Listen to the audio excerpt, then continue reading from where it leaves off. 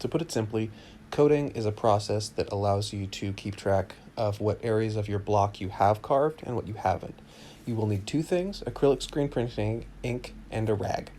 All you're going to do is take that rag, dunk it into a little bit of the screen printing ink you see here, and apply a thin layer to the surface of your wood or linoleum block. That's going to add a pigment to the surface that dries quickly, and it'll help you keep track of what you have carved and what you haven't carved. It's a really simple step, and it saves a lot of time. Now you can carve. This is my most fun, best part of all printmaking. I use a V-gouge and a U-gouge. There are plenty of other tools out there, but I use those two, and almost exclusively I use my V-gouge. And as you can see here that I've stained that block, you will start to see the surface, the red stained surface, moving away, and you can see that the carved areas are all the color of wood, obviously.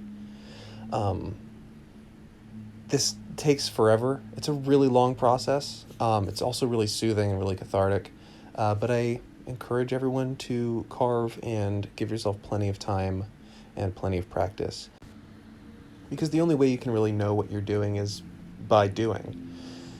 So let's go into some details. So if you use a V-gouge, the small V, the very belly of that blade, allows you to get tiny, tiny details. And those details can be used to create areas of gray. Yeah, there you go, grays and stuff.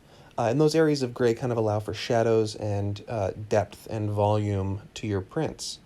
I'm going to make a longer video that goes a little more in-depth with carving, because it is incredibly important when it comes to relief printmaking, obviously. But right now, let's just enjoy a little bit of this video, because at regular speed, it's kind of soothing, and when you fast forward, it's magic. Yeah, details are fun to carve, but, now we're just watching some cathartic straight line carving here. And it's all fast forward, so it'll go by quick, I suppose. But let's all enjoy.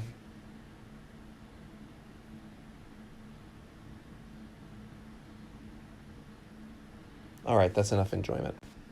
Now, through the magic of editing, we will have our block fully carved. Real life is different. And now the last step before we print, sealing. Sealing is a really important process. It just adds a little bit of structural integrity to the more fragile parts of your block, so they don't get crushed when you're printing.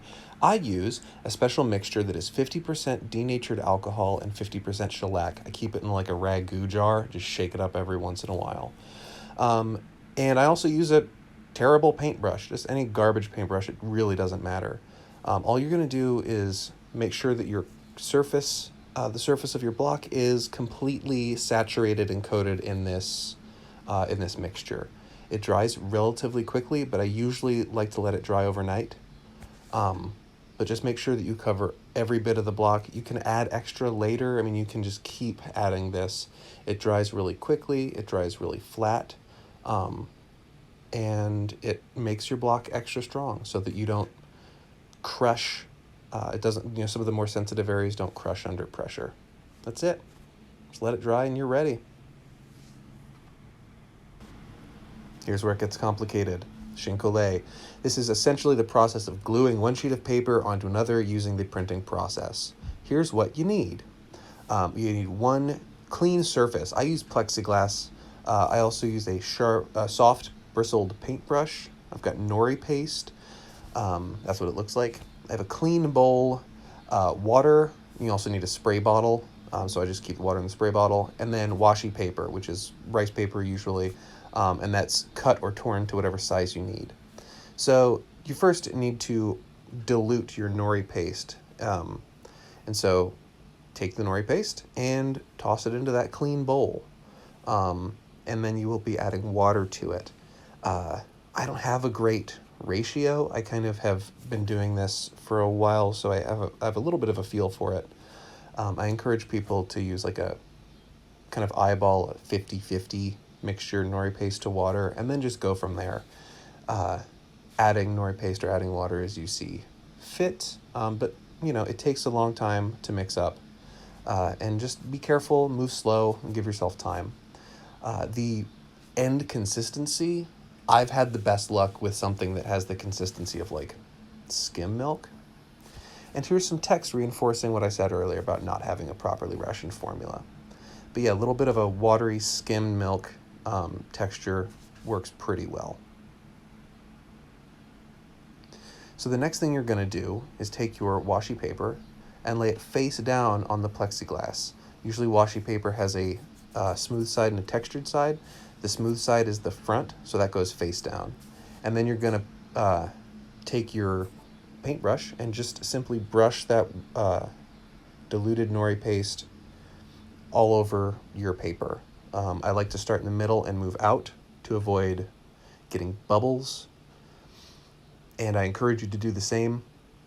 That's pretty much it. It takes a little bit of time, and you need to make sure that your paintbrush is soft, or you will start to tear up and kind of rip the nori paste. So it takes a little bit of finesse, but you'll get it. I believe in you. This step takes a little bit of time, and at this point in the demo, I would be asking anyone if they've heard any good jokes lately. If you notice here, the paper turns a little bit translucent, and that's okay. The opacity of your paper and the vividness of the colors of your paper will return when everything is dry. So don't fear. No, don't fret. Everything will be okay.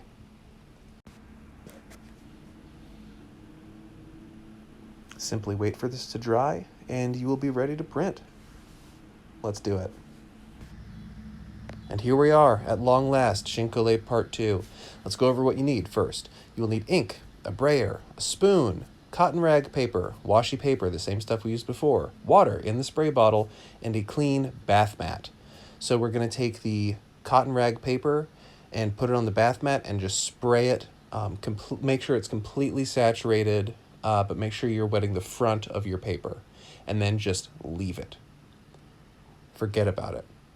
All right? I keep my workspace dry, and I work in a small area, so, let that paper soak and just do your thing. Then you can move on to inking your block. Pretty straightforward. My little tip is to apply ink in all 4 cardinal directions on your block. You can just, if your block's small enough, you can turn your block instead of turning yourself. That ensures that ink gets, basically everywhere on the block that it needs to be. You have a consistently inked image. All right, once that's all done, let's take that washi paper from before, nice and dry, and you need to peel it. I use a little X-Acto knife or something to kind of like get under one edge. You can kind of peel it off. And then you make sure that you are applying that face down. So that smooth side that was on the surface of the plexi is on the block, and all the washi paper is exposed, like it's what's touching my hands right now in the video. Okay, cool. So the entire time we've been doing this, we've been letting that paper just soak, but just one side. So we're going to use our bath towel to blot that paper. Don't worry, it won't be dry. You don't have a magic towel. It's still going to be noticeably damp. And now all we're going to do is carefully place the damp paper on top of the block. I have some registration marks that I've made on that little printing surface for registration, but I'm not going to get into that right now. So I have a spoon. Lots of people use Barron's, and I use that spoon to apply a consistent pressure in tight circles on that block. I start in the middle and work out from there, kind of in a spiral pattern, you can see. It takes a lot of time, takes a lot of practice, so give yourself that freedom, give yourself that forgiveness, and, just practice. The last thing you're going to do is carefully lift that paper from the block. Don't let it shift, don't hesitate, and there you go. Perfect. Another masterpiece. And since you are a printmaker, you will do this another 25 times. That's it, everybody. I hope you liked the video. And if you have any questions, rewind the video, I guess. Thank you for watching. So long and happy printing.